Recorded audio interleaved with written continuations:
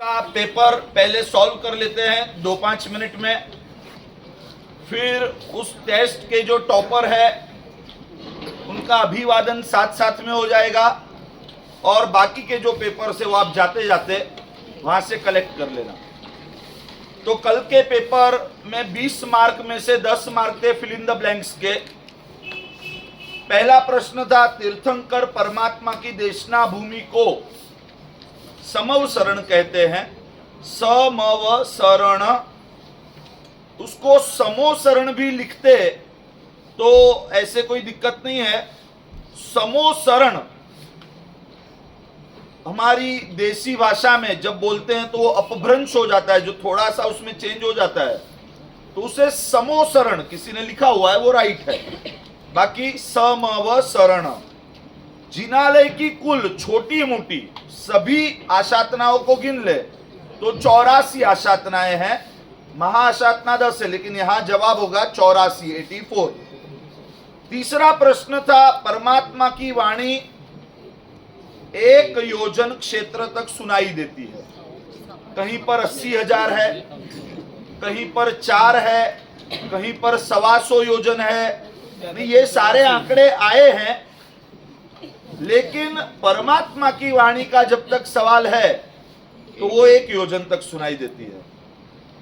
शुभ अध्यवसायों में मन की एकाग्रता को, फिर आप उसका जवाब लिखोगे कि एकाग्रता को एकाग्रता कहते हैं, तो इसका तो मतलब ये हो गया कि एप्पल को एप्पल कहते हैं, बॉल को बॉल कहते हैं, कैट को कैट कहते हैं। अच्छा है मतलब, लेकिन उस शुभ अध्यवसायों में मन की एकाग्रता को प्रणिधान कहते हैं। आंसर क्या होगा?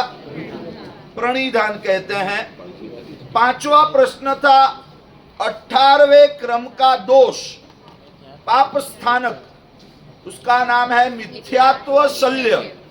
मिथ्यात्व शल्य, उसमें आपने जो भी आगे पीछे लिखा है, अगर छोटा सा कुछ होगा तो आपको मार्क मिला होगा, अगर बहुत बड़ा कोई चेंज होगा तो मार्क नहीं मिला होगा। एक चीज इसमें बहुत उदारता रखी गई है, आगे भी रखी जाएगी। व्याकरण में अगर आपकी कोई भी मिस्टेक है, ह्रस्व दीर्घ थोड़ा बहुत आगे पीछे, तो उसके हम मार्क देते हैं। वो मिस्टेक्स को मिस्टेक्स कंसीडर नहीं करते हैं, तो आपको उसके मार्क दिए गए। लेकिन एकदम कोई बड़ा अगर शब्द बदल गया तो उसका मार्क नहीं हुआ। मिथ्यात्व शल्य। 6ठे नंबर का प्रश्न था, जिनालय में पालने योग्य 5 प्रकार के विनय को अभिगम कहते हैं। अभिगम, 5 प्रकार का जो विनय है उसे अभिगम कहते हैं। समवसरण में परमात्मा के ऊपर 12 गुना ऊंचा, वो कल्प वृक्ष नहीं है, अशोक वृक्ष। तो हाँ, कल्प वृक्ष वालों के मार्क कट जाएंगे, अशोक वृक्ष वालों को मिलेंगे। 8वें नंबर का प्रश्न, विश्व का सृजन किसी ईश्वर ने किया है, ऐसी मान्यता को एक ईश्वरवाद नहीं कहते, उसे ईश्वर कर्तृत्ववाद कहते हैं। ईश्वर ने इस दुनिया को बनाया, इस दुनिया की रचना की, इस चीज को ईश्वर कर्तृत्ववाद कहते हैं। परमात्मा के मस्तक के पीछे रहे हुए प्रकाश के वर्तुल को प्रकाश पुंज, आभा, XY वो सब कहते हैं, लेकिन उसे भामंडल कहते हैं। क्या कहते हैं उसे भामंडल कहते हैं। एक्सप्लेनेशन के लिए जो वर्ड्स का इस्तेमाल किया गया है वो वर्ड्स आप यहां पर लिखोगे तो मैं मार्क नहीं दे पाऊंगा। एग्जैक्टली जो 8 प्रातिहार्य के नाम है उसमें परमात्मा के मस्तक के पीछे भा मतलब की प्रभा मतलब की प्रकाश, उसका जो सर्कल है उसे भामंडल कहते हैं।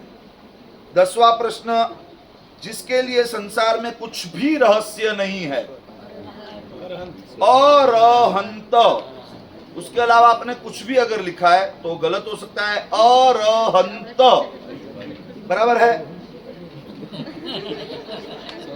सेकंड, ऑड मैन आउट, 5 प्रश्न थे, 5 मार्क थे, ऑड मैन आउट। एक असंबद्ध शब्द को आपको बाहर निकालना था।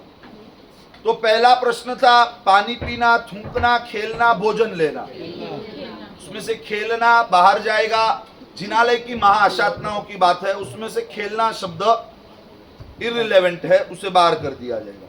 उसी तरह मुकुट, माला, छत्र और चामर। माला 5 अभिगम की बात है, तो मुकुट, छत्र, चामर एक ही कैटेगरी के हैं, माला उसमें से बाहर जाएगा। तीसरे नंबर में क्रोध, राग, कलह और ईर्ष्या। तो ईर्ष्या इसलिए बाहर जाएगा क्योंकि क्रोध, राग और कलह 18 पाप स्थानकों में इन 3 का नाम आता है, ईर्ष्या का नाम अलग से नहीं आता है। किसी और ने किसी और एंगल से लिखा होगा, अपने एंगल से वो राइट भी होंगे, लेकिन कैप्सूल कोर्स के सिलेबस के हिसाब से उनका रॉन्ग जाता है। बराबर है।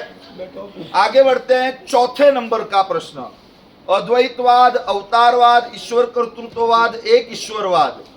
ऐसे तो ये सारे वाद आते हैं, लेकिन हमने यहाँ पर जो स्टडी किए वो 3 किए हैं। अद्वैतवाद को हमने स्टडी नहीं किया है, उसको एडवांस कोर्स के लिए रखा है। जब दूसरी बार रायपुर आएंगे और आप सभी को एडवांस कोर्स जब करवाएंगे तो एडवांस कोर्स में आएगा। आगे अरिहंत, परमेश्वर, तीर्थंकर और जिनेश्वर। इसमें से परमेश्वर ऐसे तो सभी भगवान है, लेकिन एक्सक्लूसिवली तीर्थंकर परमात्मा के लिए हम अरिहंत, तीर्थंकर और जिनेश्वर शब्द यूज करते हैं। परमेश्वर शब्द वो तो कॉमन कोई भी भगवान के लिए यूज होता है। और आखिरी 5 प्रश्न, choose the right option. MCQ 4 option वाले थे, 5 प्रश्न, 5 मार्क थे। समव शरण में कौन से गढ़ में 10,000 सीढ़ियां होती है? रजत के गढ़ में होती है। परमात्मा के पास क्या पहनकर नहीं जाना चाहिए? क्या पहनकर नहीं जाना चाहिए? ऐसे तो अपने अहंकार को पहनकर भी नहीं जाना चाहिए। जवाब तो बहुत सारे हो सकते हैं, लेकिन कैप्सूल कोर्स के सिलेबस के हिसाब से अगर आपने काले वस्त्र लिखे हैं, यू आर रॉन्ग। मुकुट पहन के नहीं जाना चाहिए, अभिगम की बात है ये। बराबर है। तो काले वस्त्र अगर किसी ने लिखे हैं अपने एंगल से वो राइट हो भी सकते हैं, नहीं भी हो सकते, लेकिन कैप्सूल कोर्स के एंगल से वो रॉन्ग है। तीसरे नंबर में जो संघ शासन की स्थापना करते हैं उन्हें क्या कहते हैं? संघ शासन मतलब तीर्थ, और तीर्थ की जो स्थापना करे वो तीर्थंकर। उसके अलावा जो जवाब है वो गलत है। समव शरण में पश्चिम दिशा में कुल कितनी सीढ़ियां होती है? पश्चिम दिशा में कोई अलग नहीं होती है। हाँ, एक आदमी इंटरव्यू के लिए आया और मतलब सिविल सर्विसेज का इंटरव्यू था, और पूछने वाले ने पूछा कभी आपके पीछे की जो दीवार है उसका कलर क्या है? पीछे मुड़कर देखा, आउट हो गया। पीछे की दीवार का कलर क्या हो सकता है? आपके घर जैसा नहीं, वो ऑफिस है, तो चारों साइड दीवार का जो कलर है वही पीछे की दीवार का कलर होता है। देखने की जरूरत नहीं होती है। आप अगर जवाब दे दो कि जो आपके पीछे की दीवार का कलर है वही मेरे पीछे की दीवार का कलर है, यू आर स्मार्ट। या तो तुम उस दीवार को देखकर पीछे की दीवार का कलर कह दो तो बराबर है। यहाँ पश्चिम दिशा में कुछ अलग नहीं है, जितनी पूर्व दिशा में उत्तर और दक्षिण में है उतनी सीढ़ियां पश्चिम में भी है। तो आगे ऐसे मतलब ये तो बहुत छोटा ट्विस्टर है, आगे ऐसे बड़े ट्विस्टर आ सकते हैं। सो बी स्मार्ट। पश्चिम दिशा में 20,000। तीर्थंकर परमात्मा के कुल कितने प्रातिहार्य होते हैं? प्रातिहार्य 8 है, बाकी का जो भी है वो या तो अतिशय हो सकते हैं या तो टोटल गुण हो सकते हैं, वैसा जो भी है वो हो सकता है, लेकिन यहाँ जवाब होगा 8। तो जो टॉपर है आगे आएंगे, अपना पेपर लेंगे, बाकी के सब उनकी अनुमोदना कर सकते हैं। तो 20 में से 19 मार्क साधना जी छाजेड़।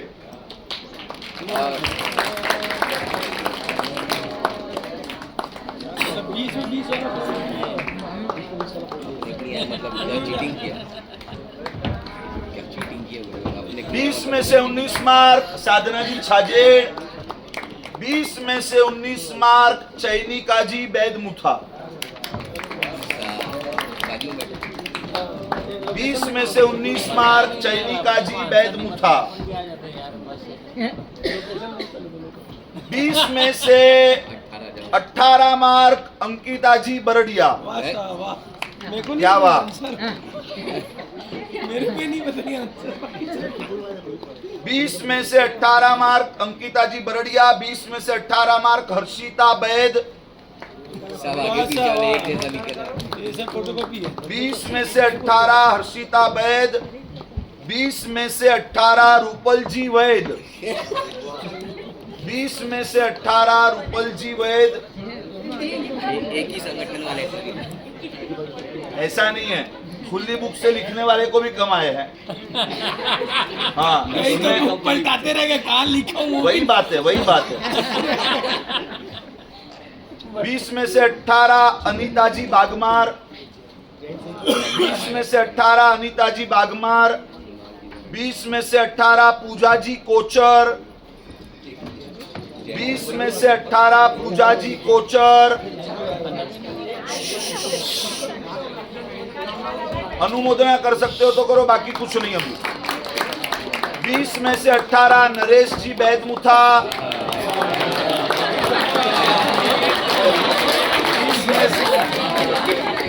ये बराबर है। हाँ, इसको बोलते हैं सेटिंग। साइड से आया तो तालियां ज्यादा है। 20 में से 18 भावेश बरड़िया, बजाओ ताली। 20 में से 18 भावेश बरड़िया। किसके बाजू में बैठा था ये?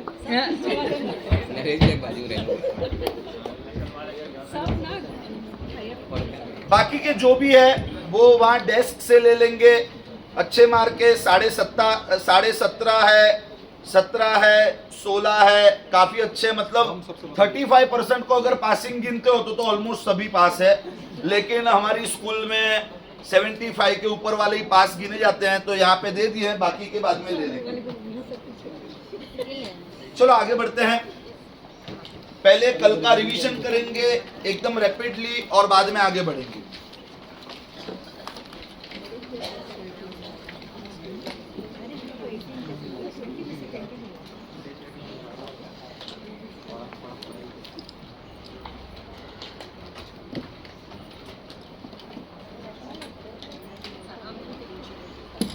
देखिए, कल कुछ स्टूडेंट्स को कॉम्प्लिकेशन था। अगर ऐसा कुछ भी है, अभी से कंसेप्ट को क्लियर करना।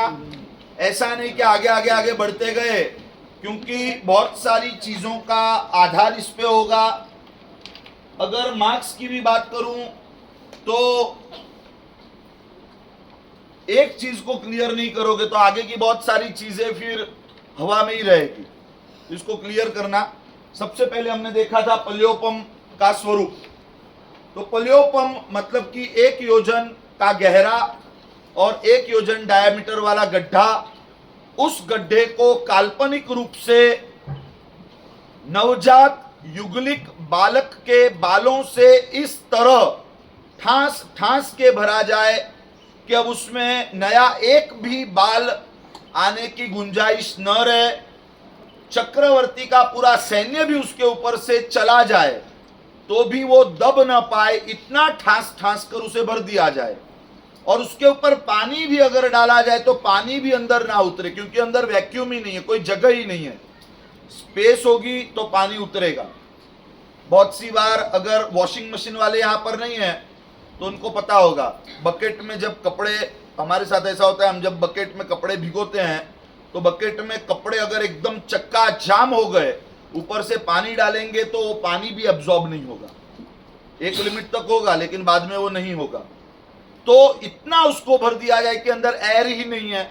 एयर होगी तो पानी अंदर जाएगा, लेकिन वो इतना ठूस ठूस कर भरा हुआ है कि उसके अंदर नया कुछ भी समाने का चांस, उसकी कोई गुंजाइश नहीं रहेगी। उसके बाद हर 100 साल में उसमें से एक एक बाल को निकाला जाए। तो जब पूरा गड्ढा वेकेंट हो जाए, खाली हो जाए, और उसमें जितना समय लगे वो समय है एक पल्योपम का। पल्योपम क्लियर है? पल्योपम क्लियर है? तो वैसे पल्योपम 1 बार, 2 बार, 10 बार, 100 बार, करते करते करते करोड़ बार पल्योपम रिपीट होगा, 1 करोड़ बार पल्योपम बीत गया। वैसे करोड़ों बार वो पल्योपम बीतता गया। 100 करोड़ बार गड्ढा खाली हुआ तो उसको क्या कहते हैं हम? 100 करोड़ पल्योपम। 1000 बार, 1000 करोड़ बार वो गड्ढा खाली हुआ तो हम उसको कहेंगे 1000 करोड़ पल्योपम। वो गड्ढा अगर 1 लाख करोड़, 1 लाख करोड़ तो समझ में आ रहा है ना, 100 करोड़, 1000 करोड़, वैसे वो गड्ढा 1 लाख करोड़ बार खाली हुआ तो उसे हम क्या कहेंगे? 1 लाख करोड़ पल्योपम। और वही गड्ढा करोड़ मल्टीप्लाई बाय करोड़ बार खाली हुआ तो हम उसको क्या कहेंगे? 1 करोड़ करोड़ पल्योपम। मतलब कि 1 कोटा कोटि पल्योपम। करोड़ करोड़, गड्ढा 1 बार खाली हुआ तो 1 पल्योपम, गड्ढा 100 बार खाली हुआ तो 100 पल्योपम, वैसे गड्ढा करोड़ बार खाली हुआ तो करोड़ पल्योपम। वैसे 1 करोड़ करोड़ बार अगर गड्ढा खाली हो रहा है तो वो हुआ 1 कोटा कोटि पल्योपम। क्लियर है ये? 1 पल्योपम मतलब असंख्य वर्ष। अब वर्षों का काउंटिंग नहीं है, पल्योपम को हम लोग करोड़ों में काउंट कर रहे हैं कि वैसा पल्योपम अगर 10 करोड़ करोड़ बार हो रहा है, वैसा पल्योपम अगर 10 करोड़ करोड़ बार हो रहा है तो वो होगा 1 सागरोपम। क्या होगा? 1 सागरोपम। मतलब 1 सागरोपम को हम दूसरे शब्दों में कह सकते हैं कि 10 करोड़ करोड़ पल्योपम। लेकिन 10 करोड़ करोड़ पल्योपम बोलना, उससे अच्छा भाई तू शॉर्ट में बोल 1 सागरोपम। 10 करोड़ करोड़ पल्योपम। आपको कोई पूछे कि भाई टाइम क्या हुआ, आप बोलोगे 2:80। वो बोलेगा सीधा बोलना कि 3:20, बराबर।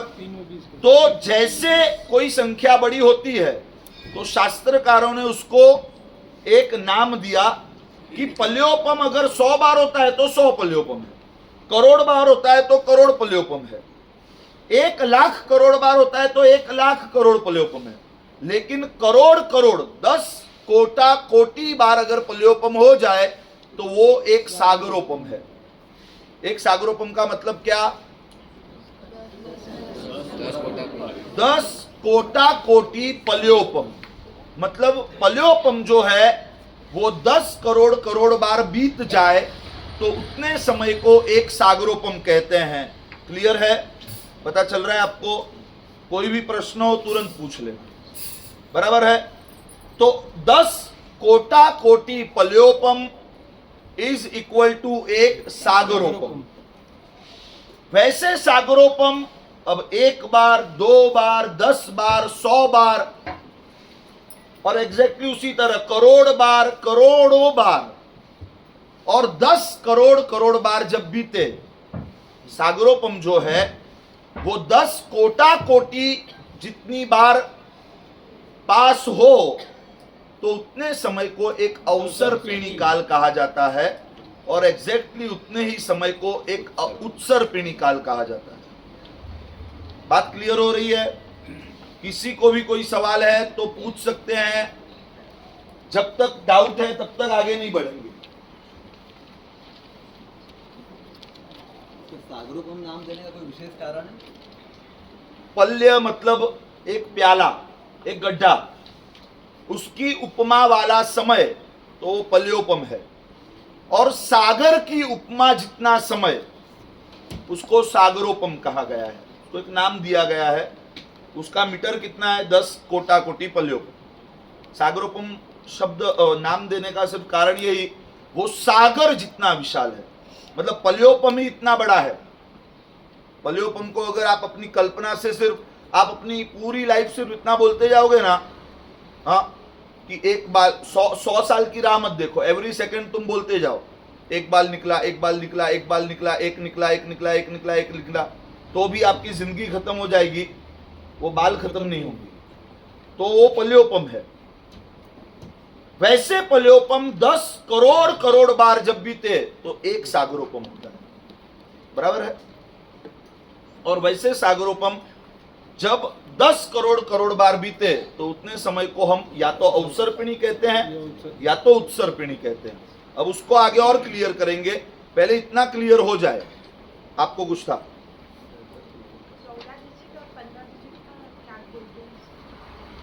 हाँ, ये 14 डिजिट 15 डिजिट क्या है?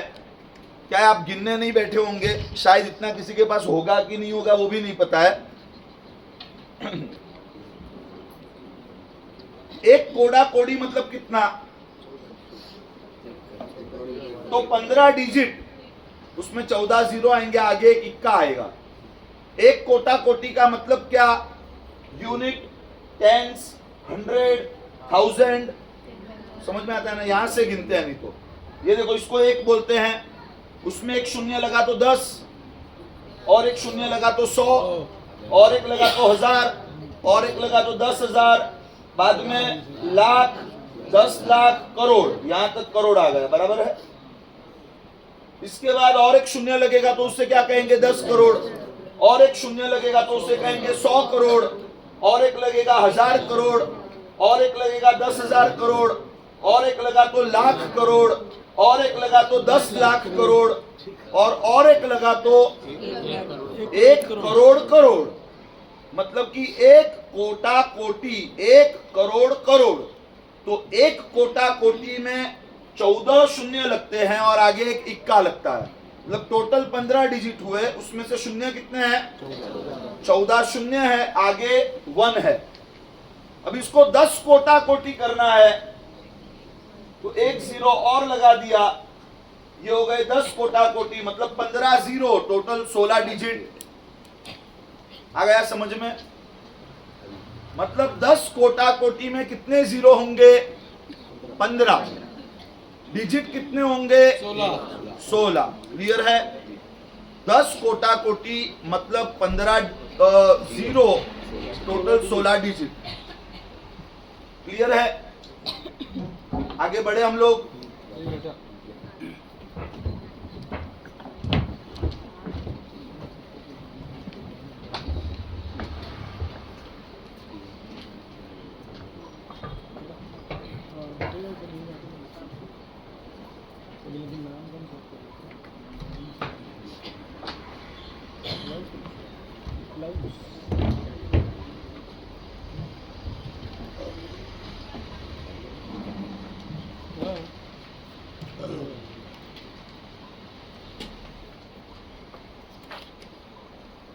चालू है।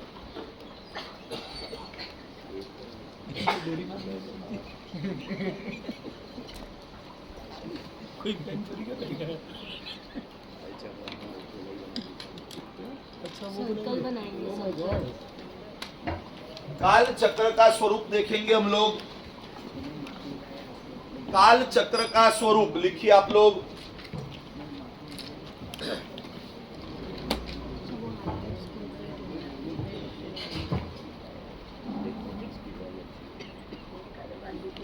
क्या लगा? वो लगा दो।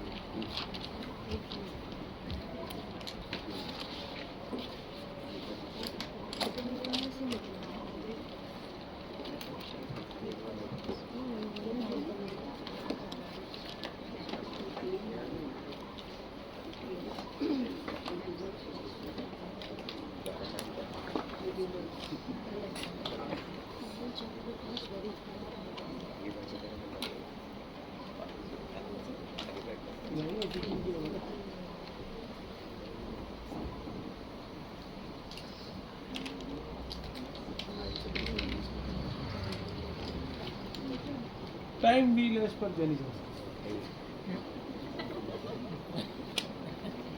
एक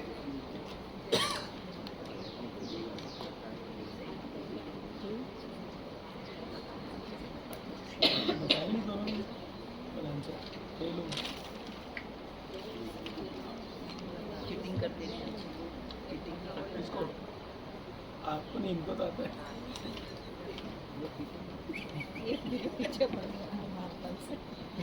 मैं कोई चीटिंग नहीं करी भाई। आपने क्यों वो बताया? नहीं बताया, बताते तो पास नहीं हो जाता। बात मेरे को ही है। बताते तो मैं पास 12.5 मार्क्स मिले। बहुत है इतना। बेइज्जती मत करो। इस उम्र में ज्यादा लाख क्या करेंगे? मार्क्स के लिए उम्र हाँ, काल चक्र का स्वरूप समझते हैं तो समय का प्रवाह अनादि अनंत है, न उसका कोई आरंभ है न उसका कोई अंतिम बिंदु है। समय का चक्र एक पहिए की तरह हमेशा चलता रहता है। पहिए में आज जो भाग नीचे है वो घूमते घूमते दूसरी क्षण में ऊपर आ जाता है, जो ऊपर है वो भाग नीचे जाता है। चक्र का मतलब ये है कि वो घूमता रहता है और जैसे जैसे वो घूमता है उसका स्वरूप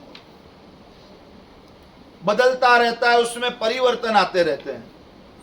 तो काल चक्र भी हमेशा एक जैसा नहीं होता, समय भी हमेशा बदलता रहता है। तो किस तरीके से बदलता है, कितने समय के बाद उसमें कैसे कैसे परिवर्तन आते हैं, उस बात को समझने के लिए ये मेरे टाइप का सर्कल है। इसको आप एकदम बराबर कंपास से बना सकते हो। अभी ऐसे ही बना दो एक रफ, और पहले यहाँ पर अटेंशन, यहाँ पर ध्यान देंगे, फिर धीरे धीरे आप अपने बुक में जैसे जैसे समझते जाओगे उसको ड्रॉ करते जाओगे। तो ये जो काल चक्र है, इस काल चक्र को हम दो में डिवाइड कर देंगे।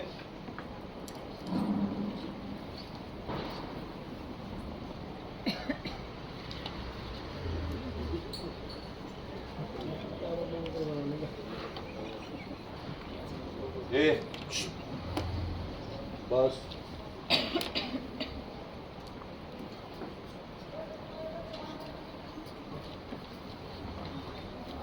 क्या है, लास्ट बेंच वाले फर्स्ट बेंच पे आके बैठ गए। ये स्कूल में आगे नहीं बैठता होगा कभी। हाँ, लिख के दे देते। यहाँ भूल से आ गए पहली बेंच पे, बुलाया गया।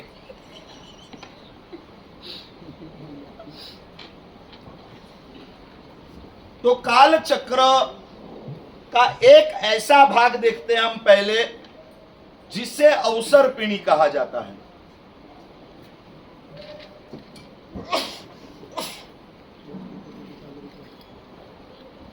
अवसर पिणी, अवसर पिणी का मतलब क्या है उसे पहले समझेंगे।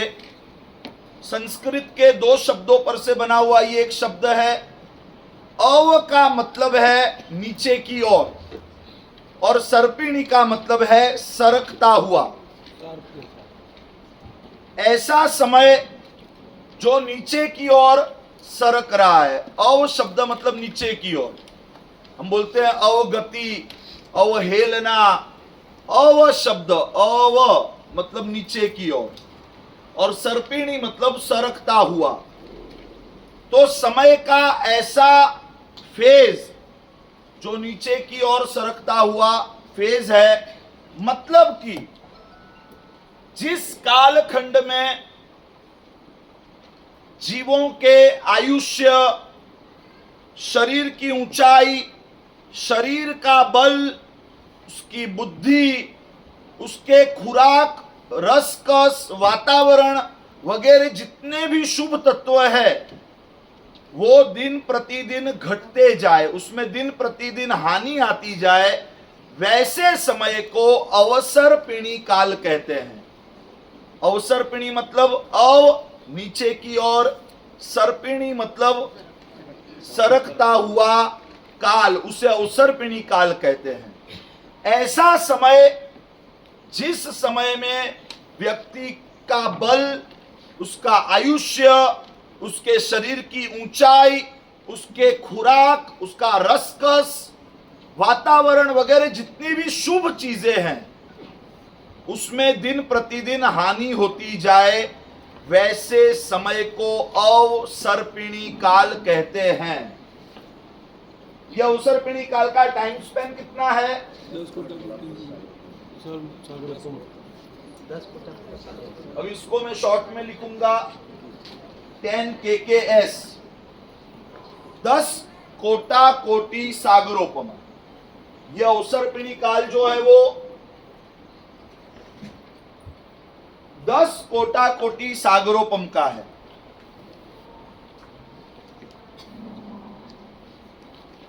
लेकिन इसमें चीजों की हानि किस तरीके से होती है? प्रतिदिन चीजों में कटौती, उसमें हानि होती जाती है। लेकिन शास्त्रकारों ने उसे 6 टुकड़ों में बांटकर एक्सप्लेन किया है। ऐसे तो कोई भी चीज ओवरनाइट उसमें हानि नहीं होती है। आप आज चांद देखोगे पूनम का, 15 दिन के बाद वो आसमान में से गायब हो जाएगा। मतलब होगा, लेकिन इतना क्षय हो चुका होगा कि वो दिखेगा नहीं। तो ओवरनाइट नहीं हो रहा है, 15 दिन के बाद हो रहा है। लेकिन आप हर रोज देखोगे तो घटते घटते घटते घटते 15 दिन में वो गायब हो रहा है, रातों रात गायब नहीं हो रहा है। तो उसी तरह अवसर्पिणी में दिन प्रतिदिन शुभ तत्वों में हानि होती है, लेकिन 6 टुकड़ों में उसको अच्छे तरीके से एक्सप्लेन करके दिखाया गया है कि अवसर्पिणी में चीजों की हानि, शुभ तत्वों की हानि किस प्रकार होती है। तो जो 6 टुकड़े हैं उसे 6 आरे कहे गए हैं। 6 आरे, जैसे बैलगाड़ी का एक पहिया होता है, पहिए के बीच में आपने देखा होगा, बीच में एक छोटा एक्सेल है, बराबर ऑटोमोबाइल्स, बीच में एक छोटा एक्सेल होता है, बाहर एक बड़ा लकड़े का फ्रेम जो एक्सेल होता है वो। उन दोनों को जोड़ने के लिए बीच में लकड़े के सपोर्ट्स होते हैं, उसको आरे कहते हैं। उसे क्या कहते हैं? आरा। बीच में जो लकड़े के सपोर्ट्स है, 2 व्हील के बीच में, बैलगाड़ी का जो पार्ट है उसके साथ वो छोटा एक्सेल जुड़ा हुआ है, उसके साथ आरे जुड़े हुए हैं और आरे के साथ बड़ा व्हील जुड़ा हुआ है, बराबर है। तो ये बीच में जो सपोर्ट्स है उसको आरे कहे जाते हैं। तो वैसे कुल 6 आरे अवसर्पिणी काल के 6 जो भाग है उसे आरे कहते हैं। 6 आरे। अब ये टोटल समय है 10 कोटा कोटि सागरोपम का। उसमें से अवसर्पिणी काल का पहला आरा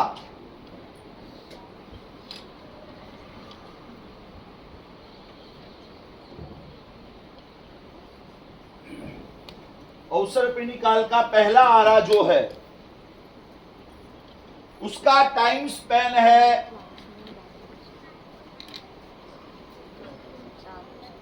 टोटल 10 कोटा कोटि सागरोपम का अवसर्पिणी काल।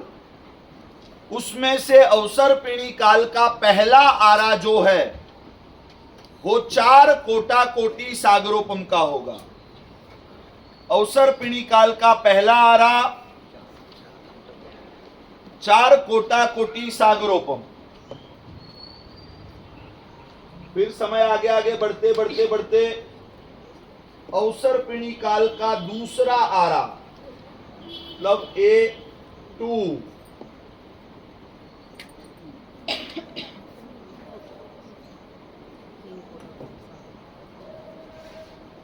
3 कोटा कोटि सागरोपम का दूसरा आरा होगा। पैरेलली लिखते जाएंगे, लिखना है तो अभी समझना है, बाद में लिखना है तो बाद में भी लिख सकते हो, लेकिन अभी साथ साथ में लिखते जाओगे। समय का जो चक्र है उस समय के चक्र को 2 भागों में बांटा गया है। एक समय ऐसा है जिसमें उत्तरोत्तर प्रतिदिन जीवों के आयुष्य, उसकी ऊंचाई, उसका बल, उसके खुराक में रहे हुए रसकस, व्यक्तियों के अंदर रहे हुए गुण, जितने भी शुभ तत्व है उन शुभ तत्वों की दिन प्रतिदिन हानि होती जाती है। उस समय को अवसर्पिणी काल कहते हैं। अव मतलब नीचे, सर्पिणी मतलब सरकता हुआ काल। तो ये अवसर्पिणी काल जो है वो हमने उसमें देखा कितने समय का है? अवसर पिणी काल है 10 कोटा कोटि सागरोपम का टोटल। उस अवसर पिणी काल के 6 विभाग किए गए हैं समझने के लिए, जिन 6 विभागों को आरा कहते हैं। उन 6 में से पहला आरा जो है वो पहला अवसर पिणी काल का पहला आरा A1 4 KKS अवसर पिणी काल का पहला आरा 4 कोटा कोटि सागरोपम का। A2 अवसर पिणी काल का दूसरा आरा 3 कोटा कोटि सागरोपम का। वो बीत जाए मतलब 3 करोड़ बार सागरोपम जब बीते तो उसके बाद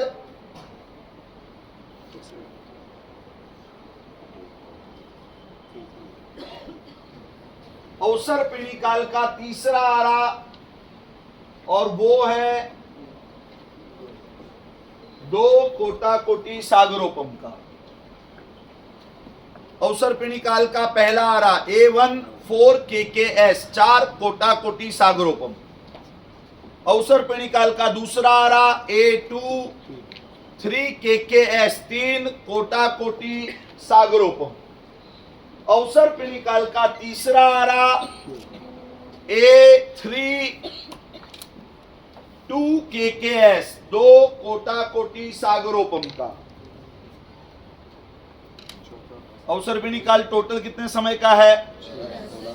टोटल कितने समय का है? 10 में से 4 3 और 2 बीत गए। कितने बीते? 9 बीत गए। अब अवसर पिणी काल का चौथा आरा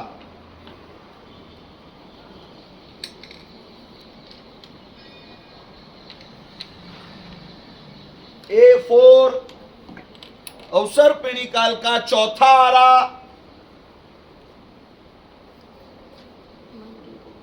1 KKS माइनस 1 KKS में से 42,000 साल कम। 1 कोटा कोटि सागरोपम उसमें से 42,000 साल माइनस कर दो उतना। 42K लिख दिए बाकी करोड़ के नहीं, वो करोड़ का CR आता है, ये के वो अलग भाषा है। 42,000 लिख दो। के अपन कोटा कोटी ले रहे हैं नहीं, के आया तो कोटा कोटि लिख दो। चलो 42,000 लिखो भाई। नए जो है वो 42K लिख पाएंगे। हाँ नहीं, सभी के लिए, सबका साथ सबका विकास।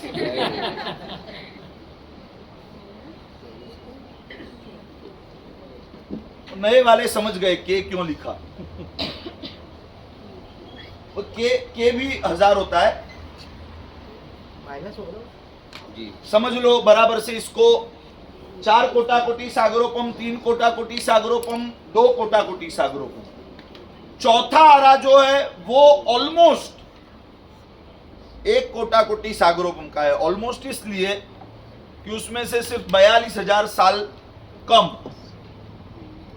मतलब हम कहेंगे कि भाई कोई व्यक्ति 100 साल जिया, प्रिसाइजली अगर वो कोई प्रोफेसर या बहुत ही चिपकू आदमी होगा तो बोलेगा नहीं नहीं नहीं नहीं 99 साल 8 महीने और 7.5 दिन, वो अलग बात हो गई। लेकिन उसे 100 साल ही कहते हैं। तो उस तरह ऑलमोस्ट 1 कोटा कोटि सागरोपम का है, उसमें से 42,000 साल कम। एकदम अगर कट टू कट गिने तो 1 कोटा कोटि सागरोपम में से 42,000 साल, सागरोपम के सामने 42,000 साल की बिसात कुछ नहीं, तो भी उसको गिनना है क्योंकि एग्जैक्टली गिनना है। तो चौथा आरा उसका टाइम स्पेन कितना है? 1 कोटा कोटि सागरोपम में से 42,000 साल कम करो, मतलब ऑलमोस्ट 1 कोटा कोटि सागरोपम जितना समय है, बराबर।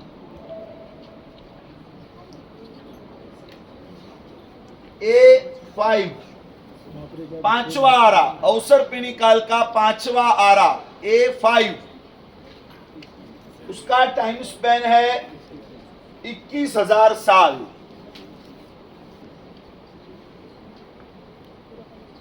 अवसर पिणी काल का पांचवा आरा A5,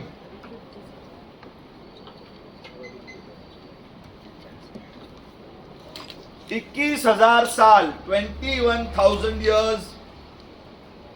कितना बचा? और 21,000 बचे। A6 21,000 साल। अवसर पिणी काल का छठा आरा A6 21,000 साल। वंस अगेन, अवसर पिणी काल मतलब नीचे की ओर सरकता समय, जिसमें दुनिया भर के जो भी शुभ भाव है, मतलब जितना भी कुछ अच्छा है, शुभ तत्व है, वो सारे दिन प्रतिदिन घटते जाते हैं। लेकिन उस अवसर पिणी काल को समझने के लिए शास्त्रकारों ने हमें उसको 6 विभाग में बताया।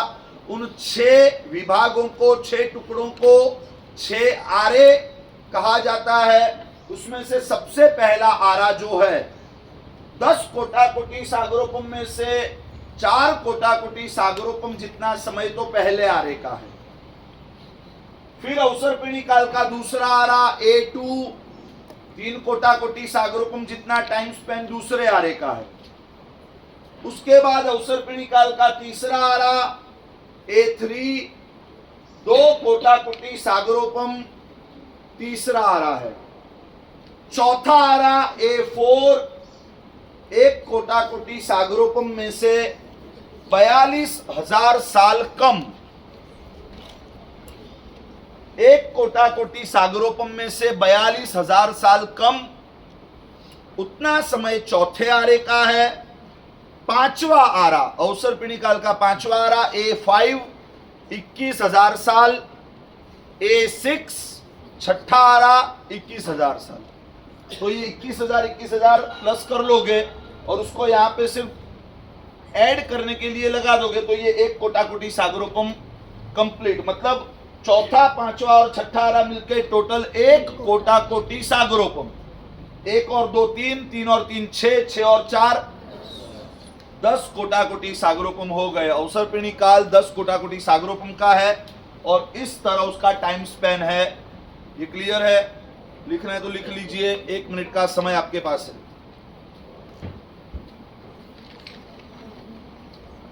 एक काल चक्र कितने कोटाकोटि का होगा सर? एक काल चक्र कितने कोटाकोटि का होता है? 20 का होता है ना? एक काल चक्र 20 कोटाकोटि सागरोपम का है। ये 10 कोटाकोटि सागरोपम, दूसरे 10 बाकी है, वो समझ लेते हैं आगे।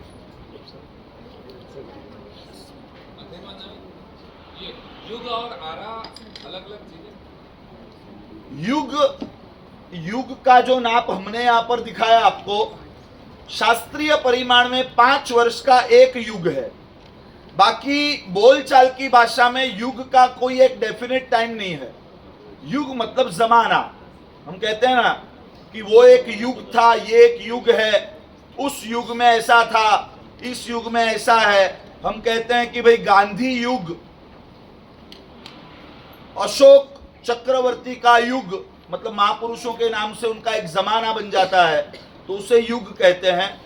युग अलग चीज है, आरा ये पूरी टेक्निकल चीज है। ये सतयुग आदि अगर जो युग बोलते हैं वो उसका definition? हाँ, दोनों ऐसे मिलते जुलते ही है कहीं ना कहीं, लेकिन उसका स्वरूप, उसका टाइम स्पेन वो पूरा अलग है।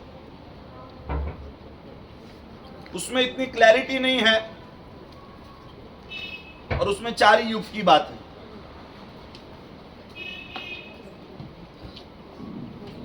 ये 21,000 माइनस हो रहे हैं। 21,000 टोटल। देखिए 4 3 2 ये 9 हो गए। अब कितने बचे? 1 कोटाकोटि सागरोपम बचे, बराबर है। तो ये चौथा आरा जो है वो ऑलमोस्ट 1 कोटाकोटि सागरोपम का है, उसमें से 42,000 साल कम। 1 कोटाकोटि सागरोपम में से 42,000 साल कम। अब ऐसा समझ लो, परिवार में 3 भाई है। सबसे बड़ा भाई ऑलमोस्ट करोड़पति है, सबसे बड़ा भाई ऑलमोस्ट करोड़पति है, उसके पास 97 लाख रुपए है। और दूसरे एक भाई के पास 1.5 लाख है, दूसरे तीसरे भाई के पास 1.5 लाख है, तीनों के मिलके 1 करोड़ होंगे एग्जैक्टली। बड़ा भाई जो है वो ऑलमोस्ट 1 करोड़ वाला है, समझ गए? उसी को यहां पे समझने का प्रयास कीजिए। जो चौथा आ रहा है वो 1 कोटा कोटि सागरोपम का ही है, उसमें से 42,000 साल कम। 42,000 मतलब बहुत एक छोटा फिगर है इसके हिसाब से। 42,000 साल मतलब कुछ नहीं। वो गड्ढे में से 420 बाल गिन लो, सिर्फ कितने? 100 साल का एक बाल, तो कितने बाल हुए गड्ढे में? सिर्फ 420 बाल। अभी ये फिगर पे मत जाना। माइनस लिखा हुआ नहीं, कंप्यूटर होगा। 1 कोटा कोटि सागरोपम में से 42,000 साल कम, उतना समय चौथे आरे का है। माइनस का पांचवें आरे का इसमें माइनस लिखा हुआ नहीं है। वो समझ में नहीं आ रहा। लोग 1 कोटा कोटि सागरोपम प्लस 42,000 गिन आ लेंगे। गया समझ में? से आ जाता है तो कोई दिक्कत नहीं है। कम बोल रहा हूं उसका मतलब क्या है? चलो लगा दिया तुम्हारे सेटिस्फेक्शन के लिए। सबका साथ सबका विकास। 1 कोटा कोटि सागरोपम में से 42,000 साल कम, उतना टाइम स्पेन चौथे आरे का है। तो ये 42,000 साल कहां कंप्लीट हो रहे हैं? क्योंकि वो कंप्लीट होंगे तो ही एग्जैक्टली 10 कोटा कोटि सागरोपम का समय गिना जाएगा। तो पांचवा आरा 21,000 साल का और छठा आरा 21,000 साल का, ये दोनों को मिलाएंगे तो 42,000 हो गए। ये 42,000 को इसके साथ गिन लो तो 1, 2, 3 और 4 मिलके 10 कोटा कोटि सागरोपम हो गए। पता चला? क्लियर है? आगे बढ़े। अभी कौन सा आ रहा चल रहा है? अभी उसका स्वरूप समझोगे तो पता चल जाएगा। आगे आगे उसका स्वरूप हम बताते हैं, उसके हिसाब से हम समझेंगे तो हमें पता चलेगा। अवसर पिणी काल का छठा आरा जब समाप्त हो जाए, मतलब बुरे में बुरा वक्त। और आपको पता होगा कि कोई भी मोटिवेशनल स्पीकर के पास आप जाओगे तो कहेगा कि हर एक रात का एक दिन होता है, हर एक अमावस की एक पूर्णिमा होती है। बुरा वक्त कभी भी एक जैसा नहीं टिकता। ये तीर्थंकर परमात्मा ने असंख्य काल पूर्व बताया है कि बुरा वक्त कितना भी बुरा हो जाए, कितना भी बुरा हो जाए, आपके साथ एकदम बुरा हुआ मतलब समझ लो कि अब ये अमावस की रात है, ये घने अंधकार वाली रात है, अब उजाला होना शुरू हो गया है। तो छठा आरा अवसर पिणी काल का जब खत्म हो जाए तो उसके बाद शुरुआत होती है उत्सर पिणी काल की।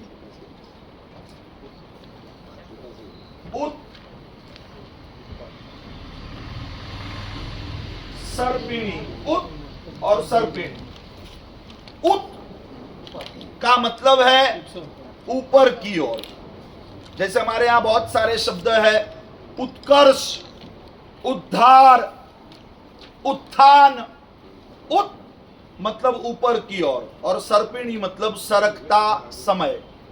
उत सर्पिणी मतलब कि ऊपर की ओर सरकता समय। उस उत्सर्पिणी काल का टाइम स्पेन कितना है? यहां पर ध्यान दीजिए कितना है? उत्सर्पिणी काल का टाइम स्पेन भी 10 कोटा कोटि सागरोपम का है। उस उत्सर्पिणी काल को शास्त्रकारों ने 6 भागों में विभाजित किया है, जिसको आरे कहे जाते हैं। तो उत्सर्पिणी काल का जो पहला आरा है U1, यहां पर नीचे की ओर, उत्सर्पिणी काल का पहला आरा, जैसे अवसर्पिणी को हमने A से समझा था, उसके लिए एब्रीवेशन है A, वैसे उत्सर्पिणी के लिए U। तो U1 उत्सर्पिणी काल का पहला आरा 21,000 साल का। उत्सर्पिणी काल का पहला आरा 21,000 साल का।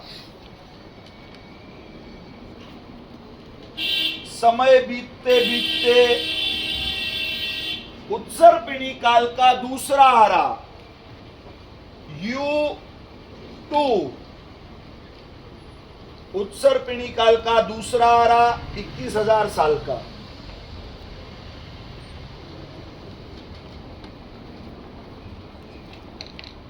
बराबर मिरर, जैसा यहाँ है उसको उसी तरह यहाँ पर छाप देना है एक्चुअली।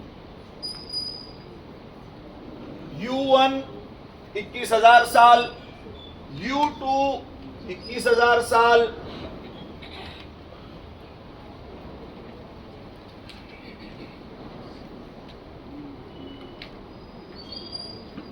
उत्सर्पिणी काल का तीसरा आरा U3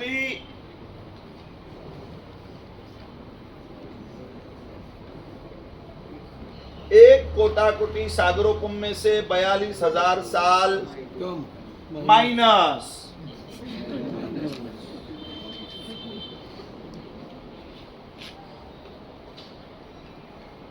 U3 उत्सर्पिणी काल का तीसरा आरा एक कोटाकोटी सागरोपम में से 42,000 साल कम।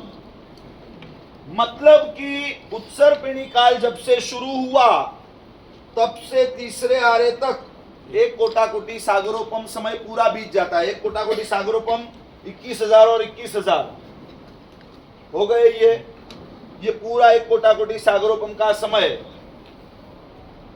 जैसे अवसर्पिणी काल का चौथा, पांचवा और छठा आरा उसका पूरा टोटल कर दे तो एक कोटाकोटी सागरोपम होता है, बराबर है। एक कोटाकोटी सागरोपम माइनस 42,000 साल, यहां पर 21 और 21 को ऐड करो, 42 ऐड हो गए तो एक कोटाकोटी सागरोपम चौथा, पांचवा और छठा आरा। उसी तरह उत्सर्पिणी काल का पहला आरा 21,000 साल, दूसरा आरा 21,000 साल, तीसरा आरा एक कोटाकोटी सागरोपम में से 42,000 साल माइनस। तो एक कोटाकोटी सागरोपम में से 42,000 साल माइनस, लेकिन उसके अंदर ये 21,000 साल ऐड कर देंगे तो ये पूरा कितना हुआ? एक कोटाकोटी सागरोपम। उत्सर्पिणी काल का पहला, दूसरा, तीसरा आरा मिलाकर एक कोटाकोटी सागरोपम हो रहा है। आगे उत्सर्पिणी काल का चौथा आरा एग्जैक्ट यहां जैसा है वहां वैसा ही यहां पर आएगा, जैसा यहां वैसा यहां।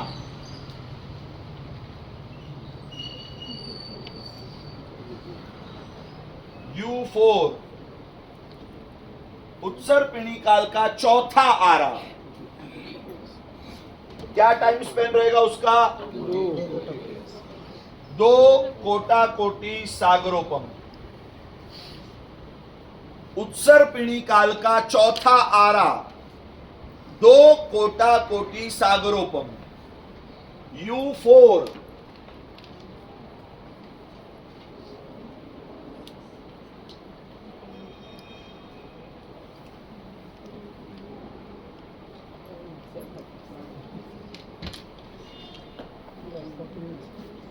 उत्सर्पिणी काल का पांचवा आरा, उत्सर्पिणी काल का पांचवा आरा U5 3 कोटाकोटी सागरोपम। उत्सर्पिणी काल का पांचवा आरा बराबर इसके जैसा 3 कोटाकोटी सागरोपम। और आखिर में उत्सर्पिणी काल का छठा आरा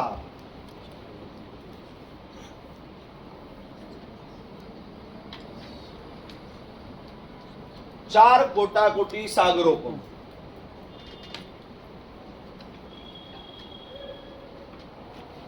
ठीक है, इतना ये क्लियर है सभी को? अवसर्पिणी काल मतलब अव नीचे की और सर्पिणी मतलब सरकता हुआ समय। जिस समय में सारे शुभ तत्वों की दिन प्रतिदिन हानि होती जाए, इस हद तक हानि कि पूरी दुनिया में ऐसा समझो कि प्रलय आ जाए, उस हद तक की हानि अवसर्पिणी काल के आखिर में छठे आरे तक होती है। एक एक आरे का स्वरूप समझेंगे। उसके बाद उत्सर्पिणी काल, उत मतलब ऊपर की ओर, सरकता मतलब चढ़ता समय। तो उत्सर्पिणी काल में दिन प्रतिदिन शुभ तत्वों की वृद्धि होती है, शुभ तत्वों में बढ़ोतरी होती है। जैसे व्यक्ति का आयुष्य, उसकी ऊंचाई, उसका बल, उसका रूप, उसके गुण, खुराक, रस, कस वगैरह जितने भी शुभ तत्व है, उत्सर्पिणी ऊपर की ओर सरकता ये समय है। इसमें दिन प्रतिदिन शुभ तत्वों की वृद्धि होती है। मतलब कि यहाँ पर समय जैसे आगे आगे आगे आगे बढ़ता जाता है, तो हमारे बुजुर्ग कहते हैं कि क्या खराब जमाना आ रहा है, हमारे जमाने में तो ऐसा था वैसा था ये था, वो बोलते हैं ना, आदत होती है बड़ों को, उनको प्रणाम, लेकिन ऐसा होता है। सोचो कि उत्सर पीढ़ी काल में हमारे बुजुर्ग क्या कहेंगे, क्योंकि ये तो बिगड़ता समय है, जैसे जैसे आगे जा रहा है बिगड़ रहा है, तो हमारे बुजुर्ग कहेंगे कि जमाना बिगड़ रहा है, हमारे समय में तो हम बड़े अच्छे थे। उत्सर पीढ़ी काल में शायद ऐसा होता होगा कि समय जैसे बीतता जाए बीतता जाए बीतता जाए, समय सुधर रहा है, तो हमारे बुजुर्ग बोलेंगे कि वाह क्या जमाना आ रहा है, हमारे समय में तो हम इतने बिगड़े हुए थे। हाँ, नहीं, बुजुर्ग कभी नहीं सुधरते, उत्सर पीढ़ी हो या अवसर पीढ़ी हो। बुजुर्गों का प्रॉब्लम नहीं है, एज का प्रॉब्लम है, समझे। लेकिन ऐसा लगता है कभी कभी कि समय जैसे बीतता जाए वैसे समय सुधरता जाए। हमने ऐसा कभी नहीं देखा, हमने नॉर्मली ऐसा ही देखा है कि हर एक चीजों में अधोपतन, नीचे की ओर व्यक्ति हर एक चीज में मतलब उसका अधोपतन हो रहा है, क्योंकि हम इस समय में जी रहे हैं। लेकिन सब कुछ बिगड़ने के बाद फिर से एक ऐसा समय आएगा जिस समय में सब कुछ फिर से सुधरता जाएगा, और सुधरते सुधरते सुधरते एकदम उसकी हाइट पे जाएगा। उसके बाद फिर से समय का चक्र बहुत अच्छा हो गया, बहुत चकाचौंध के बाद फिर से अंधेरा आता है, फिर अवसर पीढ़ी। दोपहर के बाद शाम आती है और रात आती है। उसी तरह फिर से अवसर पीढ़ी काल का पहला आरा, दूसरा आरा, तीसरा, चौथा, पांचवा, छठा बहुत बिगड़ गया। उसके बाद उत्सर पीढ़ी का पहला, दूसरा, तीसरा, चौथा, पांचवा, छठा दिन ब दिन सुधरता जाएगा। उसके बाद फिर से अवसर पीढ़ी, फिर से उत्सर पीढ़ी, फिर से अवसर पीढ़ी, फिर से उत्सर पीढ़ी। इस तरह समय का पहिया पहले से चला आ रहा है और उसी तरह वो समय का पहिया आगे चलता जाएगा। टाइम हमेशा एक जैसा नहीं होता है, चाहे वो एक व्यक्ति का हो या चाहे पूरी सृष्टि का हो, समय हमेशा परिवर्तनशील है और इस तरह उसका परिवर्तन होता है। एक एक आरे में क्या विशेषताएं हैं उसकी बात हम आगे करेंगे, फिलहाल के लिए इतना। सामूहिक